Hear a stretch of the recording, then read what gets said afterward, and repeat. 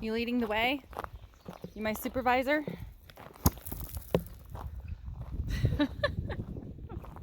Big help you are.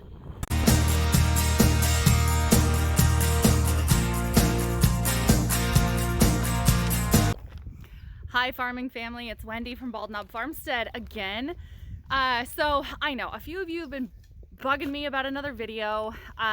Weather's been terrible, so we've actually had to put off the butchering of our Freedom Ranger chickens or Red Ranger chickens for a couple weeks because it's been raining, which is wonderful for our area. We need it because it's fire season. We don't use killing cones. A lot of people do use a killing cone. They put the chicken head down inside of a cone. I've seen a lot of mixed reviews on people using those. The chickens can fly out. You use a knife to cut their heads off. And no, people, I'm sorry, I'm not using a knife. I don't have the setup for that quite yet. And I'm just not confident that it's going to be a quick and easy kill like when I use the axe. So a lot of you have been asking. I'm just not set up comfortably for that. And this really is kind of all about the chickens at this point. I'm not doing it to get a rise out of any of you. And I'm not going to respond to any of your nasty comments saying, there's been some weird erotic comments about watching me kill chickens that, yeah, you're going to get deleted. So don't even, I mean, you can comment all you want, but that's not what this channel's for. So let's go introduce you to some Ranger chickens.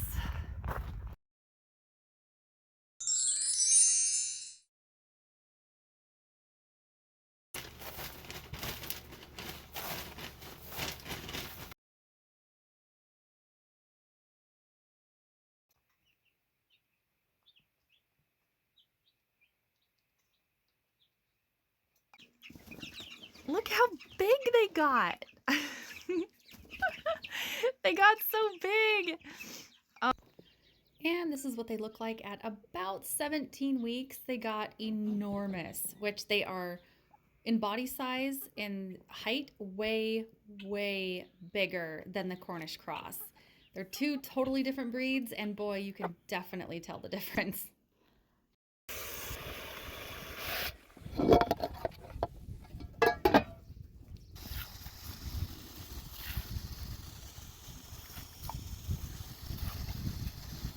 Those of you who have not done chicken butchering or want to learn or want to get into it, this is only how I do it, guys. Hi. I do it different than other people. Other people do it different than me. This is what works best for me. But we have raised these Freedom Ranger chickens. We got them from, I think it's actually called the Freedom Ranger Hatchery. So we bought them and raised them here on the farm. We incubated them actually. So we bought eggs and we incubated them. They are about 17 weeks old, I think, right now. They grow a little bit slower, but like the body size overall is bigger than the Cornish cross that I normally do.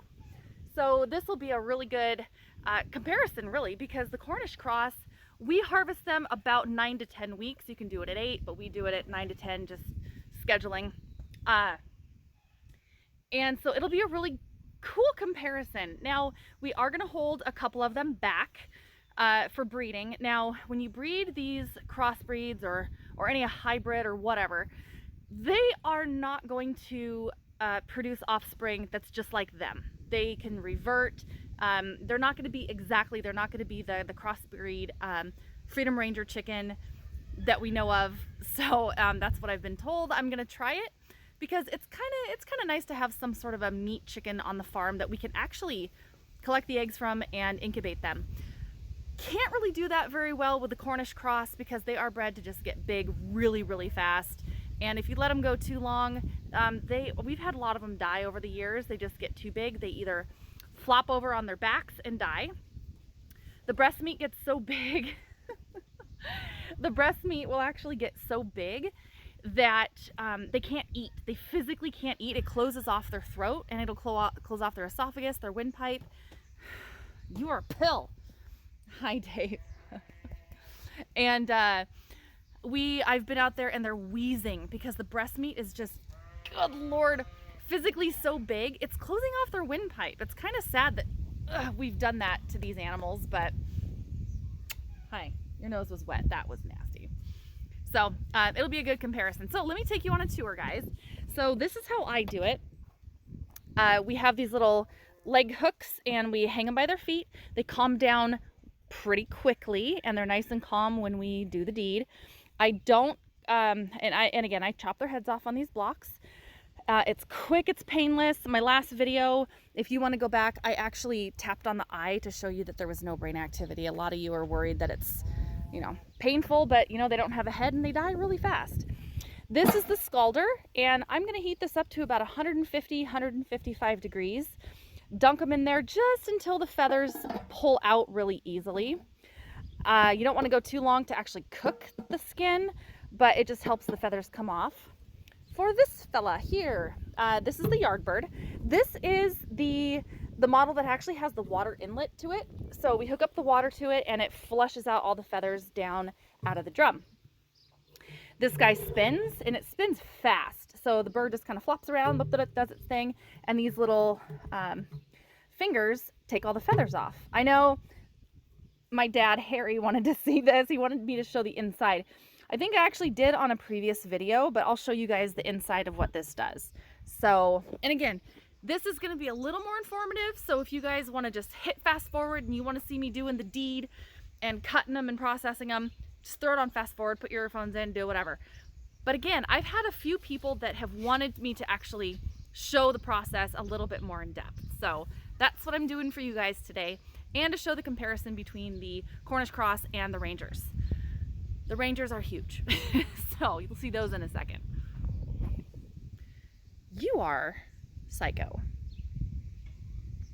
In a good way. Okay, so I kind of picked through the roosters and the hens pretty carefully because I wanted to make sure that they could walk fine, they didn't have bent legs or bent toes, just because I want to use a couple for breeding stock. And if you kind of hold them like a football like that, you have your hand underneath their stomach in between their legs and their wings up against your chest, they don't really flap a whole lot and they can't scratch you. So that's kind of how I do it. And I have concrete board on the bottom for their feet so they're not stepping and standing on the grate. Hi. Are you guys helping? Hi, Nia. Hi, Mabel. You are a handsome little ram lamb. Sassy pants, chasing the dog. She's a brat.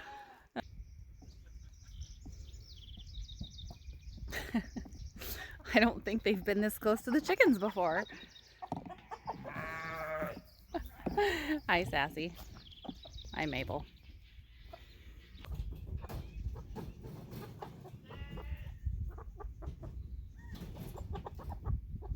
Kind of want you.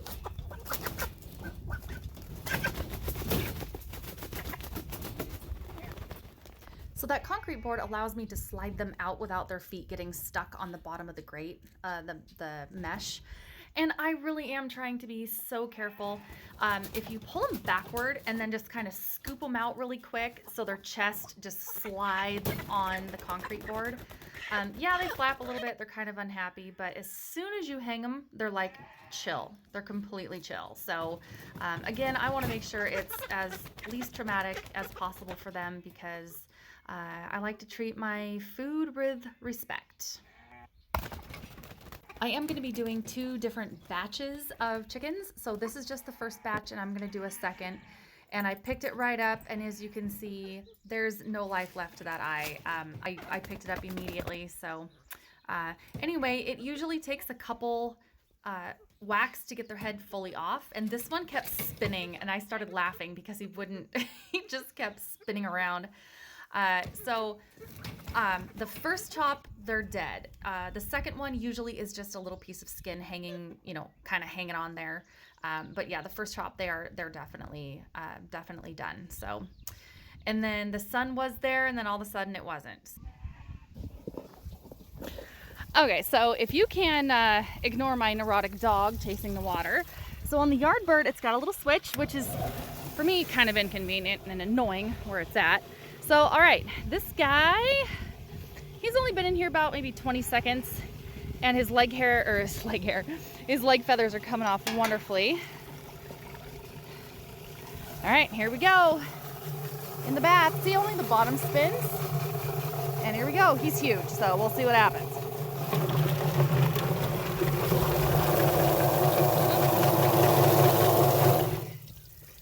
And he got stuck. Let's try that again, shall we? And he's stuck. Oh, goodness. Well. Okay, mister.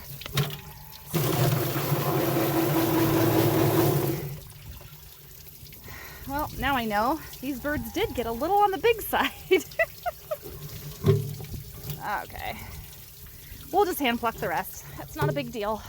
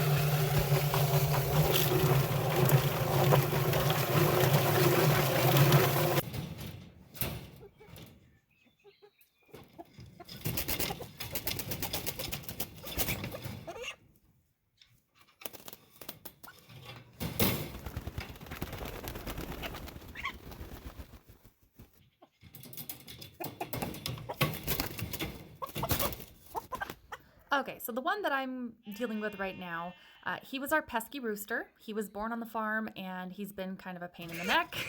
So I'm gonna be his pain in the neck here shortly. And you can see I just kind of slide him out and kind of make it as easy and as comfortable as I can possibly make it for these guys.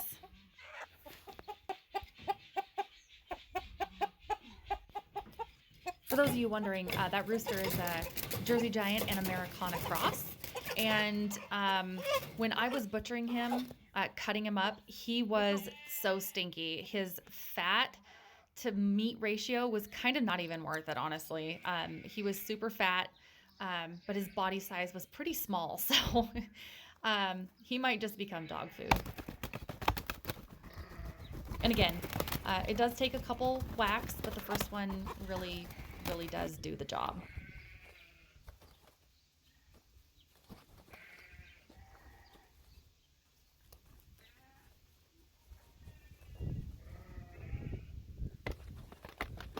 I did feel bad about him just because he was born here, but we don't need 3 roosters and he was just a menace to everybody.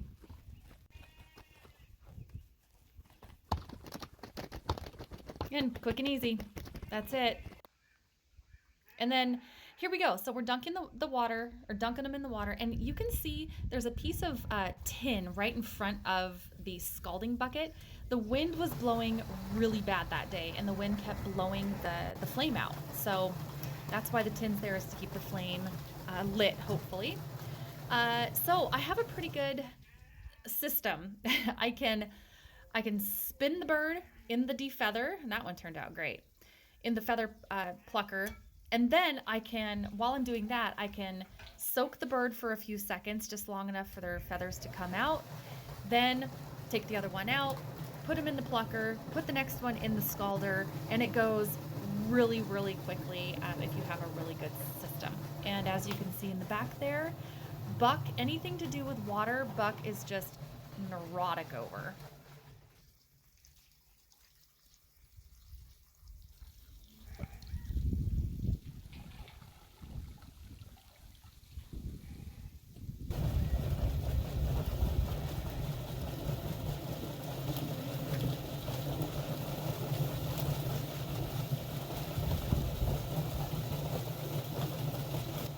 And when I was actually cutting up in the shop, I was cutting up the birds. My phone stopped. I think the memory got a little too full and it didn't actually show. I didn't record any of the cutting of the breast meat and all that. But if you want to look through my previous video, that it gives a really good example of how I cut them and put them in the bags.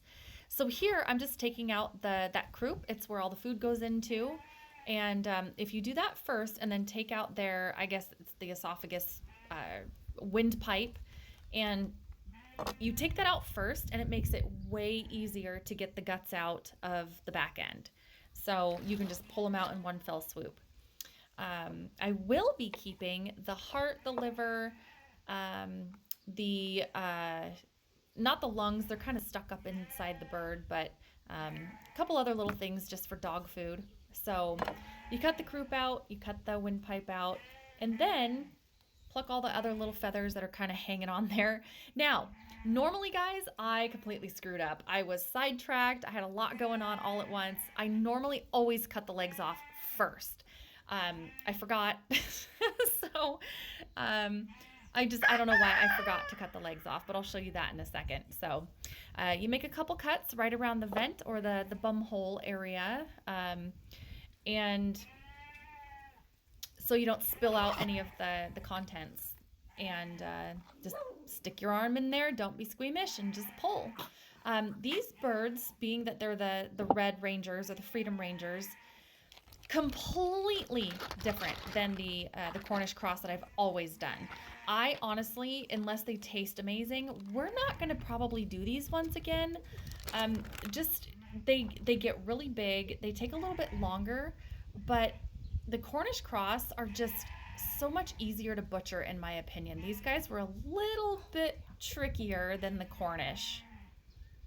Although the Cornish do grow really fast and have amazing meat, but I just think they're way easier. Personal preference.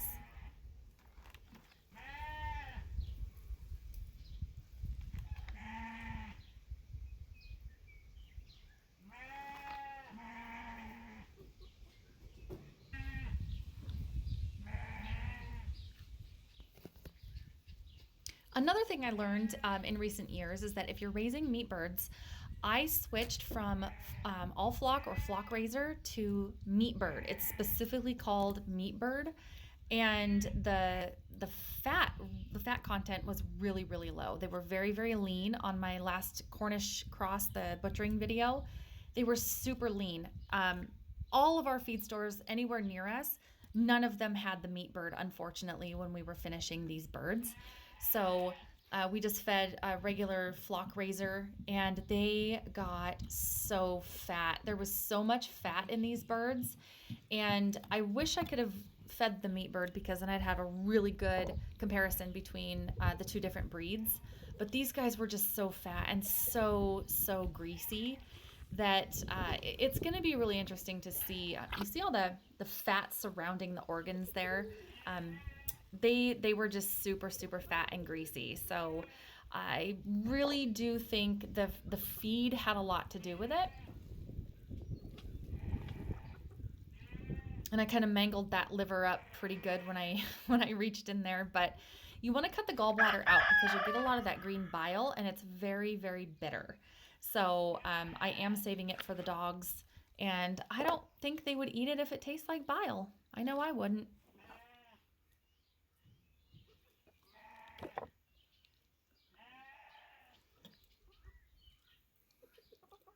So here I'm just taking out some of the extra fat. There, when I say there was a lot of fat, there was a lot of fat, and I feel like we wasted a lot of food, because I think a lot of the food energy was going towards fat and not the meat production on these guys. So finally got them all done, taking them out of the ice water, and they're stiff. They are solid. They've been in here for a couple hours to get the body temperature all the way down.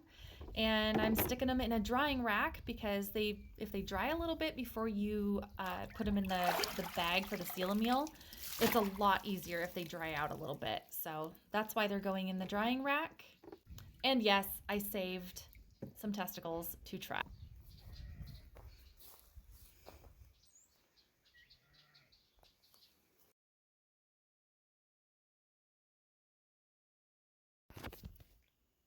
Now, I know some of you aren't going to like me talking through the whole video, but this is more of a tutorial how I kind of do things, because I have had several people say, you know, slow it down, do a step by step. So this may not be the best, but It's all I got right now. So these birds also, this is a hen. The hens, they weighed in between, live weight, they weighed in between 6 and 7 pounds.